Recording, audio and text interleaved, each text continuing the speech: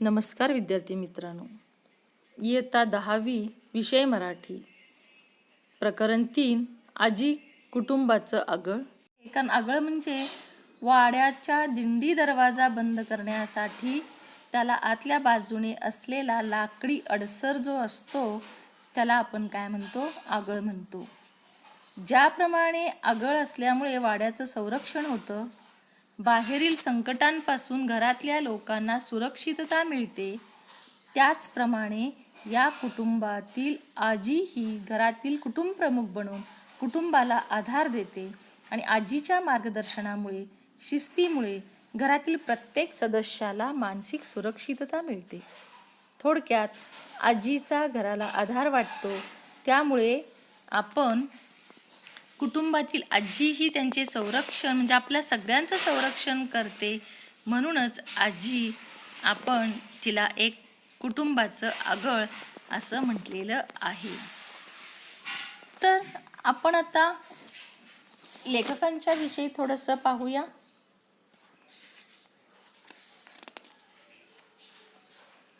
महेंद्र कदम यांचा जन्म आहे 1972 आणि लेखक परिचयामध्ये ते एक मराठीचे अभ्यासक लेखक आहेतच. लेखकांच्या साहित्य लेखनाविषयी पाहूया. त्यांची मराठीचे वर्णनात्मक भाषा विज्ञान, कवितेची शैली ही भाषाविषयक पुस्तके प्रसिद्ध आहेत. तसेच कादंबरी, सार आणि विस्तार, कवितेचे वर्तमान ही समीक्षेची पुस्तके, धूळ पावलं ही कादंबरी, मेघवृष्टी, अभ्यासाच्या विविध दिशा हे त्यांनी संपादन केलेलं आहे. तर तो भीतो त्याची गोष्ट हा कथासंग्रह इत्यादी पुस्तके प्रसिद्ध आहेत. कवितेची शैली या पुस्तकास 2007 साली महाराष्ट्र शासनाचा दादोबा पांडुरंग पुरस्कार मिळालेला आहे. तर ग्रामीण संस्कृतीतील एकत्र कुटुंब पद्धतीचे अनुपम दर्शन या पाठातून घडते. मुलांनो, थोडक्यात ही पाठाची पार्श्वभूमी पहा. तर मानवी नातेसंबंध आणि त्यातील सुरक्षितता, त्यांचे परस्परावलंबन आणि या सगळ्याचा आधार असणारी कुटुंब प्रमुख आजी. आजी म्हणजे जणू कुटुंबाचे आगळ. ग्रामीण घरांची रचना, ग्रामीण जीवनशैली यावर पाठात प्रकाश टाकला आहे.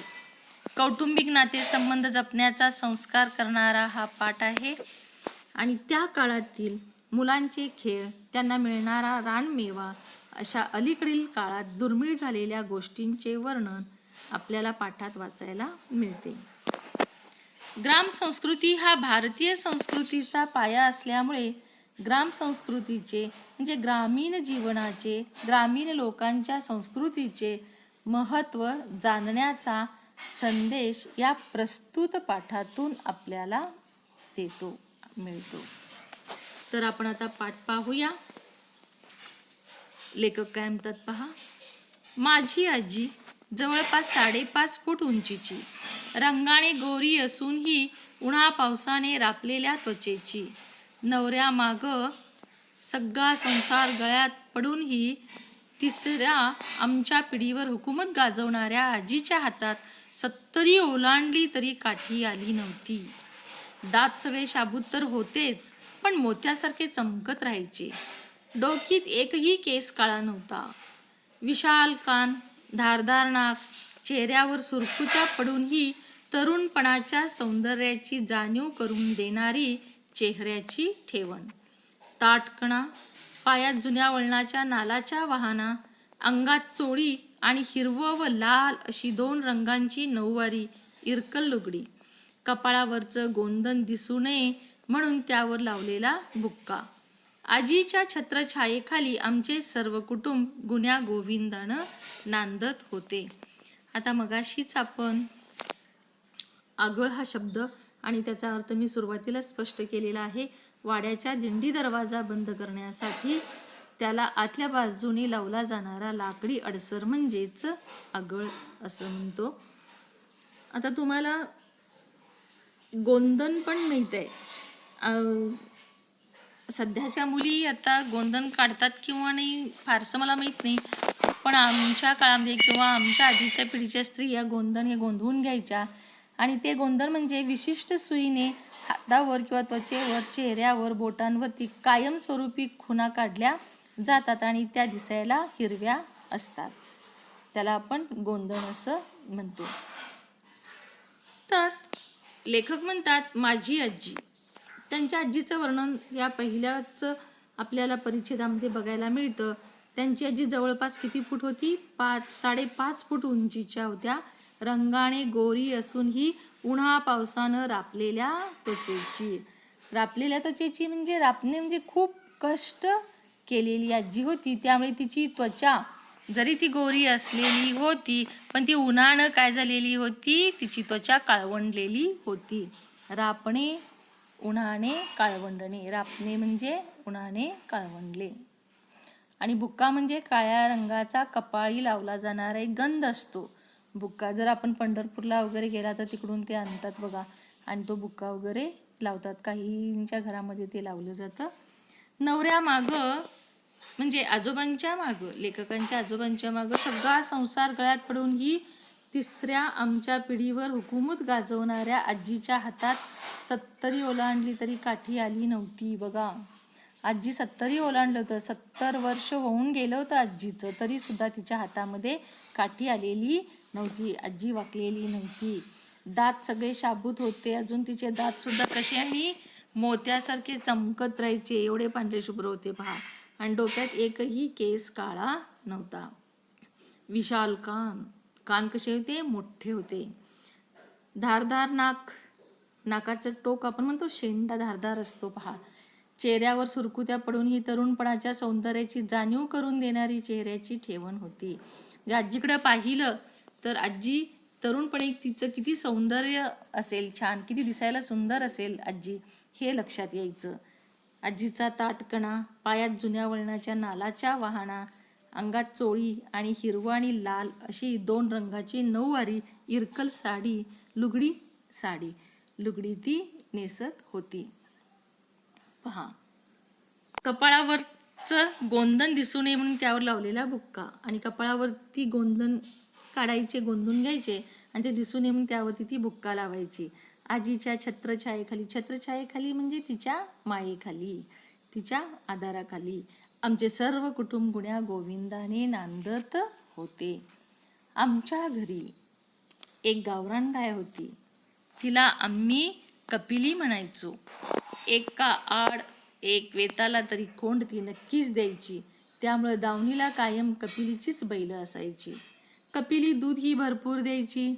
आमचे वडील किंवा काका धार काढायला निघाले की ग्लास घेऊन आमचा मोर्चा गोठ्यात. गाईनं पाणा सोडला की वासरू आखडायचं. न चरवीतल्या दुधाच्या धारांचं संगीत ऐकत चरवी भरण्याची वाट बघायची. चरवी भरली की पुन्हा वासरू सोडायचं, न ग्लास घेऊन लाईनीत उभं राहायचं. तिथंच मग ते धारोष्ण दूध आमच्या ग्लासात यायचं आणि ते उबदार दूध मिशा येईपर्यंत पीत राहायचं. तिथंच संपून घरात यायचं. राहिलेली अर्धी चरवी घरात आली की म्हातारी डाळजतनं सोप्यात अवतरायची. तिथंच बसून राहायची. हातातील माळेचा एक मणी ओढत काहीतरी पुटपुटत राहायची. कारण एकच माझ्या आईने व धाकट्या चुलतीने चहा करून पिऊ नये म्हणून सक्त पहारा द्यायची. 4 घरच्या 4 सुना नांदायला आल्या, त्यांचा कुणाचा भरवसा द्यायचा? कोण कुणाच्या लेकराला किती देईल खात्री नाही. म्हणून आम्हाला गोठ्यातच दूध मिळण्यावर आजीचा कटाक्ष असायचा. आजी तिथं बसण्याचं आणखी एक कारण होतं. आमची आई थोरली होती. आपण बसून जावांना काम लावायची. खरं तर आजीनं सगळ्यांना कामाच्या वाटण्या करून दिलेल्या. कुणी किती दिवस भाकरी करायच्या, कुणी धुणं धुवायचं, कालवण कुणी करायचं, भांडी कुणी घासायची, हे सगळं ठरलेलं असायचं. आणि आठवड्यानं प्रत्येकीचं काम रोटेशनप्रमाणे बदललं जायचं. प्रत्येकीला प्रत्येक काम आलंच पाहिजे यावर आजीचा भारी कटाक्ष. येत नसेल तिला ती शिकवायची. पण कामातनं कुणाची सुटका नसायची. भाकरी करपल्या की करणारीला लाखोली, सरपण नीट नसलं की गड्यांची फजिती. बघा, आमच्या घरी गावरान गाय होती. आता लेखकाच्या घरी काय होती? गावरान म्हणजे गावातील एक गाय होती आणि तिला ते काय म्हणायचे? कपिली म्हणायचे सगळेजण. आणि ती 1 वर्ष आड एकणी तिला ते खोंड हे होत होतं, त्यामुळे दावणीला कायम कपिलीचंच बैल असायचं. कपिली दूधही भरपूर द्यायची. आमचे वडील किंवा काका धार काढायला निघाले. दावणी म्हणजे तुम्हाला माहित आहे, गुरांना बांधण्याचा दोर, त्याला आपण काय म्हणतो? दावणी म्हणतो, कासरा वगैरे. मग लेखकांचे वडील किंवा काका धार काढायला निघाले की ग्लास घेऊन आमचा मोर्चा गोठ्यात. लगे लगे धार काढलेलं बघा ताजं ताजं पितात लगेचच. ते चवीलाही चांगलं असतं, पौष्टिकही असतं. गाईनं पाना सोडला की वासरू आकडायचं न चरवीतल्या दुधाच्या धारांचं संगीत ऐकत चरवी भरण्याची वाट पाहायचो. पहा, भांड्यामध्ये जेव्हा ते दूध येतं ना, ते धार काढताना तुम्हाला सगळ्यांना माहीत आहे की तो आवाज एक वेगळ्या पद्धतीचा येतो. ते धारांचं संगीत म्हणतात बघा लेखक. तर चरवी भरली की पुन्हा वासरू सोडायचं न ग्लास घेऊन लाईनीत उभं राहायचं आणि तिथंच मग ते धारोष्ण दूध आमच्या ग्लासात यायचं. तर धारोष्ण दूध आपण कशाला म्हणतो? तर धारोष्ण म्हणजे नुकतंच काढलेलं गाई म्हशीचं दूध. नुकत्याच धारा काढल्यामुळे ते किंचित उष्ण असतं. म्हणजे धार काढलेलं अगदी ताजं ताजं दूध किंचित उष्ण असतं, त्याला ते धारोष्ण असं म्हणतात. तर ते धारोष्ण दूध ग्लासमध्ये यायचं, ते घ्यायचे आणि ते उबदार दूध मिश्या येईपर्यंत पीत राहायचं. असं त्याला फेस असतो बघा ताज्या दुधाला. आणि ते ओठांवरती असं मिशीसारखं पांढरं ते लागलेलं असतं. तिथंच संपून घरात यायचं. राहिलेली अर्धी चरवी घरात आली की म्हातारी डाळजतच सोप्यात अवतरायची. आणि तिथं ढाळस म्हणजे वाड्यात प्रवेश केल्यानंतर उजव्या डाव्या बाजूंना असलेली देवडी किंवा आपण पडवी म्हणतो, बसण्यासाठीची ती जागा. वाड्यात प्रवेश केल्यानंतर उजव्या बाजूला बसण्यासाठी तिथं पडवी असायची. ती बसण्यासाठी तिथं काय करायची? आजी तिथं असायची. अवतरायची म्हणजे ती पटकन यायची आणि तिथंच बसून राहायची आणि हातातील माळेचा एक एक मणी ओढत काहीतरी पुटपुटत राहायची. म्हणजेच एक माळ घेत ते आपण जप तप सुरू असायचं आजीचं हे. कारण एकच की तिचं माझ्या आईनं व धाकट्या चुलतीने चहा करून पिऊ नये म्हणून सक्त पहारा आजी द्यायची. 4 घरच्या 4 सुना आजीला वाटायचं. त्या 4 घरच्या 4 सुना नांदायला आल्या तर त्यांचा कुणावरती भरोसा ठेवायचा असं वाटायचं तिला. कोण कुणाच्या लेकराला किती देईल खात्री नाही. आजीला कुणावरती विश्वास नसायचा. म्हणून आम्हाला गोट्यातच दूध मिळायला पाहिजे असा आजीचा कटाक्ष असायचा. आजी तिथं बसण्याचं आणखी एक कारण होतं. म्हणजे आणखीन एक कारणामुळे ती बसायची की लेखकांची आई थोरली होती आणि ती बसून जावांना कामं लावायची. खरं तर आजीनं सगळ्यांना काम वाटून द्यायची. म्हणजे कुणी किती दिवस भाकरी करायचं, किती दिवस धुणं धुवायचं, कालवण म्हणजे भाजी कुणी करायची, भांडी कुणी घासायची, हे सगळं ठरलं होतं. रोटेशनप्रमाणे त्या 8 दिवसाला त्या बदलत राहायच्या. पण प्रत्येक कामावरती आजीचा हा कटाक्ष असायचा. कटाक्ष असणे वाक्प्रचार आहे मुलांनो. कटाक्ष असणे म्हणजे लक्ष असणे. कटाक्ष असणे म्हणजे लक्ष असणे. तर कटाक्ष हा शब्द आहे पहा. कटाक्ष असणे म्हणजे लक्ष असणे. तर आजीचं सगळ्या गोष्टीवर लक्ष असायचं. आणि ती समजा एखाद्या काकीला घरातल्या बाईला काम येत नसेल तर ती तिला शिकवायची, पण त्या कामातून सुटका नसायची. भाकरी करपल्या की त्या करणारीला लाखोली वाणे म्हणजे वाईट उद्गार काढणे किंवा ओरडणे. लाखोली वाणे म्हणजे वाईट उद्गार काढणे किंवा ओरडणे. सरपण नीट नसलं की गड्यांची फजिती. सरपण म्हणजे आपण जळण लागणारं, स्वयंपाकाला लागणारं जळण, हे सरपण आपण म्हणतो. ते नसलं तरी गड्यांची फजिती म्हणजे पुरुषांची फजिती करायची आजी. स्वयंपाक झाला की आधी आमची बाळगोपाळांची पंगत बसायची.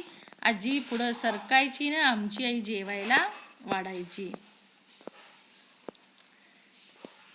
किंवा कुणी काकीही पण वाढताना ही आजीचा जागता पहारा.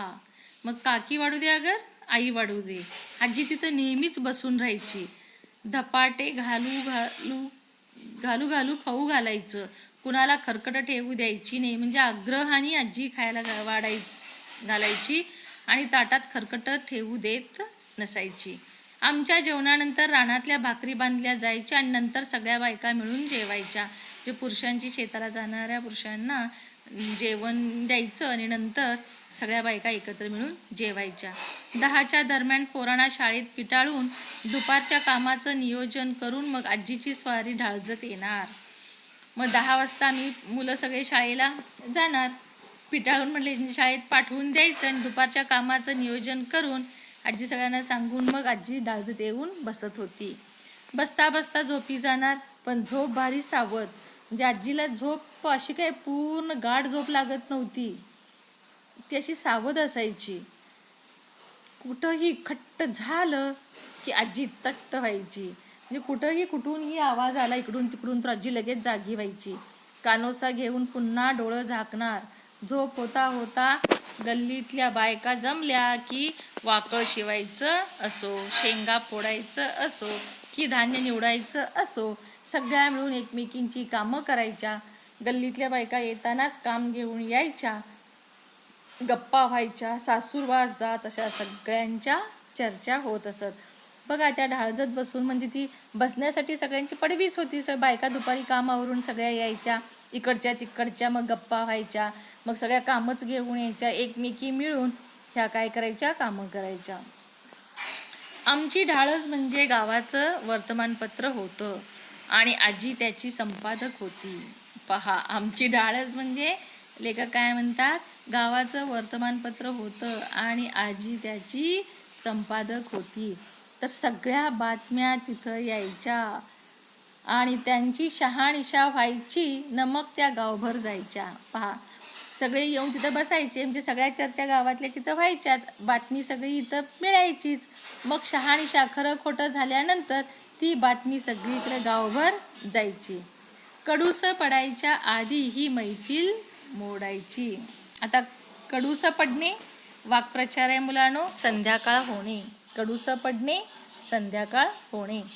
इथं शब्द पहा, व्यवस्थित लक्षात ठेवा. हे वाक्प्रचार विचारले जातात आपल्याला, त्यामुळे नेहमी लक्षात ठेवायचं. कडूसं पडणे, संध्याकाळ होणे. तर माणसांची वेळ झाली की म्हातारीची ढाळच सुटायची. पुरुष लोक घरी येणार म्हटल्यावर ह्या सगळ्या स्त्रिया निघून जायच्या आपापल्या घरी.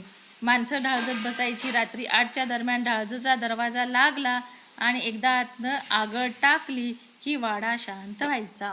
पुरुष घरी आले की बायका आपापल्या घरी जायच्या आणि मग तिथं पुरुष निवांत गप्पा मारत बसायचे. रात्री 8 वाजले की मग तिथं त्या ढाळजाला दरवाजाला काय करायचे, आगळ टाकायचे. मग वाडा शांत राहायचा. ही आगळ दरवाजाला लावणं किंवा ती काढणं म्हणजे आमच्यासाठी दिव्य असायचं. सोबत इथं आता दिलेलं आहे पहा चित्र, तुम्हाला पुस्तकात ही दिसतंय. ती ढाळस इथं कडी आहे, दिसतंय ना. आणि ते ढाळजाला तुम्ही आडवं ही पट्टी असते, हात लावले की आपल्याला समजते किती मजबूत असते ती पट्टी. तर ती आरपार घालून दरवाजा उघडणं किंवा तिच्या तोंडाला असणाऱ्या पितळी वाघाच्या जबड्यातील कडीला हात घालून ती बाहेर ओढणं व समोरच्या भिंतीतल्या देवळीत ढकलणं ही फार अवघड हे गणित होतं. म्हणजे तसं ते आगळ काढायचं आणि ढकलायचं हे मात्र लेखक म्हणतात फार अवघड होतं. तसं दुपारी एकदा आगळ टाकली की उन्हाचं सुट्टीचं आम्हाला बाहेर पडायला संधी नसायची. तसाच रात्री त्या आगळीचा आधारही तितकाच वाटायचा. दुपारी आगळ टाकली की मुलांना बाहेर पडता यायचं नाही, पण रात्री मात्र त्याचा आधार वाटायचा. भर उन्हात मग आजीला जास्त त्रास होऊ न देता तिथंच ढाळजत, पडवीत, सोप्यात कुठंही आम्ही बैठे खेळ खेळायचो. मुलं पहा, भर ऊन झालं, सुट्ट्या असायच्या, उन्हामध्ये आजीला त्रास होऊ न देता म्हणजे कुठलाही त्रास आजीला होऊ नये ही काळजी घेऊन तिथं ढाळजत किंवा त्या पडवीत अशी ही मुलं काय करायची, सोप्यात कुठंही बसून बैठे खेळ खेळायचे. मग चिंचोक्याचा खेळ तुम्हाला माहीत आहे, गजग्यांचा खेळ माहीत आहे, खापराच्या भिंगऱ्या, जिबल्या, चुळू, मुंगळा, भोवरा, गोट्या असले खेळ असायचे. तर कधी घरातल्या सरपणातली लाकडं काढून विटी दांडू भोवरं बनवीत बसायचं. भिंगऱ्या बनवताना त्यांना गोल आकार देण्यासाठी दगडावर घासत बसायचं. मधनच हुक्की आली की पाटी काळी कुळकुळीत व्हावी म्हणून खापरानं घासायचं. तरवाडाच्या वाळल्या शेंगांना छिद्र पाडून बाभळी काट्यात ओवायच्या. काट्याला आतून एक आणि बाहेरून एक शेळीच्या लेंड्या लावायच्या आणि भिंगऱ्या बनवायच्या. मुलांनो, हे बघा पूर्वी ते लेखक सांगतात ते कसे खेळ खेळायचे. चिंचोक्याचे खेळायचे, गजग्यांचा खेळायचे, खापराच्या भिंगऱ्या करायच्या. खापरं म्हणजे कौलाचे तुकडे वगैरे पडले असतात ना, लहान लहान खापरं वगैरे आपण म्हणतो, तुकडे असतात छोटे छोटे कुठल्याही वस्तूचे. त्याला गोल छिद्र पाडलं मध्ये तर ती भिंगरी व्हायची. जिबल्यांचा खेळ आपल्याला माहीत आहे. चुळू चुळू मुंगळा हाही खेळ खेळायचे. भोवरा, तुम्ही भोवरा फिरवता. गोट्या असलेले खेळ, विटी दांडू. परत आणखीन भिंगऱ्या त्या बऱ्याच प्रकारच्या करत असायचे. मधून चुकी आली की पाटी काळी कुळकुळीत व्हावी म्हणून खापरानं ते घासत बसायचे. आणि तरवाडाच्या वाळल्या शेंगांना छिद्र पाडून बाभळी काटात ओवायचे. त्यांनी बघा इतके खेळ तेव्हा ते काय करायचे, खेळत होते. हे सगळे ग्रामीण भागातले खेळ मुलांनो. ज्वारीच्या ताटांच्या बैलगाड्या बनवायच्या. ज्वारीचं ताट म्हणजे ज्वारीचं झाड, त्या झाडाच्या बैलगाड्या बनवायच्या. मला वाटतं त्याला आपण भेंड म्हणतो बघा. ते भेंड ज्वारीचं ते सोलून काढायचं वरचं आणि ते भेंडपासून कधी खूप सुंदर बैलगाडीने आकर्षक पण दिसते ती. तालमीतली लाल माती आणून बैल बनवायची. कधी गोल गोटे आणून ते घडत बसायचे आणि त्यांच्या छान छान गोल गोट्या बनवायच्या. मग सगळ्यांचा डोळा चुकून हळूच सटकी मारायची न गोट्या खेळायला जायचं. मग कधी कधी सगळ्यांचा डोळा चुकवायचा म्हणजे घरातल्या लोकांचा आणि बाहेर खेळायला जायचं. तिथंच कुरीचा डाव रंगायचा. ज्यांना खेळायची संधी मिळायची नाही ती पोरं माकडासारखं वडाच्या पारंब्याना लोंबकळत राहायची. बघा, ज्यांना संधीच मिळायची नाही ती पोरं काय करायची, माकडासारखं वडाच्या पारंब्याना लोंबकळत राहायची. झोका खेळायची. उतरताना पारंब्यांच्या शेंड्यांना फुटलेली पिवळी पालवी शेव शो म्हणून खायची. देवळात जायची. घंटी वाजवून म्हाताऱ्यांची झोपमोड करायची. एखाद्या भर दुपारी मग तिथनंच मोर्चा विहिरीकडे वळवायचा. मनसोक्त पोहायचं. शिवणा पाणी खेळायचं. मटकं टाकून पाणी उडवण्याची शर्यत लागायची. कंटाळा आला की ओल्या अंगाने तिथंच मातीवर लोळत पडायचं. चटके बसायला लागले की पुन्हा पाण्यात उड्या. थकून घरी यायचं आणि भाकरीवर उड्या टाकायच्या. बघा, इतके सारे खेळ लेखक खेळत होते. पहा, सगळे मित्रपरिवार त्यांचा लहानपणी खेळलेले खेळ. देवळात जायचे, झोपमोड करायचे, घंटी वाजवायची म्हणजे झोपमोड व्हायची दुपारी झोपलेल्यांची. भर दुपारी तिथंच मोर्चा विहिरीकडे वळायचा. मनसोक्त पोहायचं. शिवणा पाण्याने खेळायचं म्हणजे आपण पाठशिवीचा खेळ म्हणतो, पकडापकडीचा खेळ म्हणतो. शिवणा पाणी म्हणजे पाठशिवणीचा खेळ. इथं शब्द आहे, तुम्ही व्यवस्थित बघा. शिवणा पाणीचा खेळ म्हणजे पाठशिवणीचा खेळ. मुटकं टाकून पाणी उडवण्याची शर्यत लागायची. इतके बरेचसे खेळ कणी तिथं बसून ते काय करायचे, खेळत असायचे. पाण्यात उड्या टाकायचं.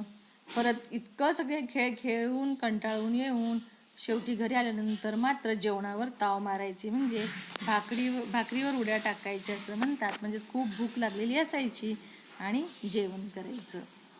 लाल डोळं आणि पांढरं पडलेलं अंग बघून आजीचं बोलणं खायचं. असल्या सगळ्या निसर्गदत्त वातावरणात बालपण आकारत होतं.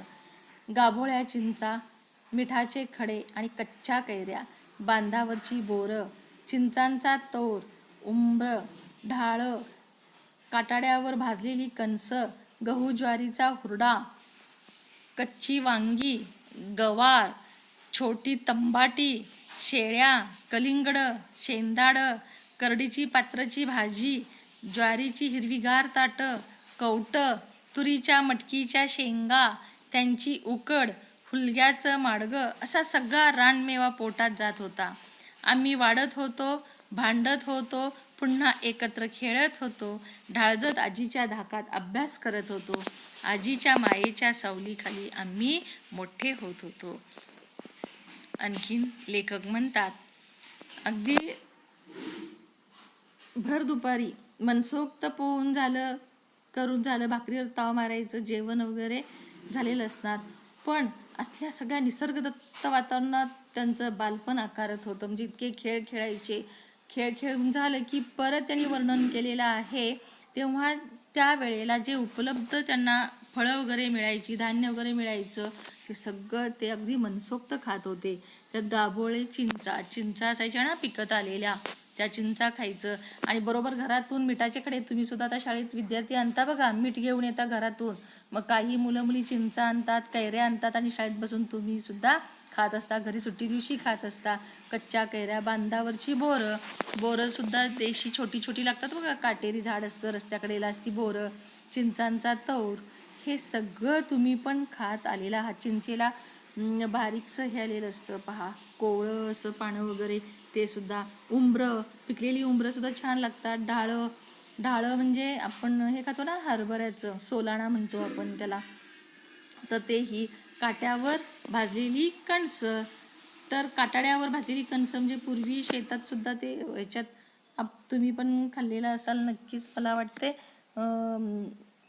ऊसाचा पाला वगैरे सगळं एकत्र करायचं आणि त्यात ती कणीस पाल्यासह टाकून कणसं भाजायची. ती फार चवीला अगदी गोड लागतात. गहू ज्वारीचा हुरडासुद्धा अजून ज्वारीचा घरी करतातच, तो फार रुचकर असतो. अगदी कोळ्या ज्वारीचा तो बनवला जातो. कच्ची वांगी, गवार, छोटी तंबाटी, शेळ्या, कलिंगडं, शेंदाडं, करडीची पात्रची भाजी, म्हणजे कच्च्या भाज्या सुद्धा लेखक तळी खात होते. ज्वारीची हिरवीगार ताटं, कवट आपण खातो. तुरीच्या मटकीच्या शेंगा, ह्या सुद्धा ओल्या मटकीच्या असू देत. आपल्याकडे आपण मुगाच्या चवळीच्या शेंगा खातो ओल्या, तसंच ते मटकीच्या आणि तुरीच्या शेंगा पण खायचे. त्यांची उकड काढून पण खायचे. हुलग्याचं माडगं, आणि त्या दिवसात हुलग्याचं लाल हुलगे असतात बघा असे छोटे छोटे, त्यास ते माडगं सर्दीला वगैरे चांगलं असतं, ते औषधी. असा सगळा रानमेवा पोटात तेव्हा जायचा. आणि ह्या वातावरणात आम्ही सगळे वाढत होतो, असे खेळत पण होतो, भांडत पण होतो, ढाळजत आजीच्या धाकात अभ्यासही करत होतो. आजीच्या मायेच्या सावलीखाली अशा पद्धतीनं आम्ही मोठे झालेलो होतो, असं आपल्याला लेखक महेंद्र कदम सांगतात. मुलांनो, ह्या पाठावरचा तुम्ही स्वाध्याय सोडवा, हा पाठ वाचा, वाक्प्रचार मगाशी अर्थ सांगितलेले आहे ते लिहून काढा आणि पुन्हा 1-2-3 वेळा पाठाचं वाचन करा.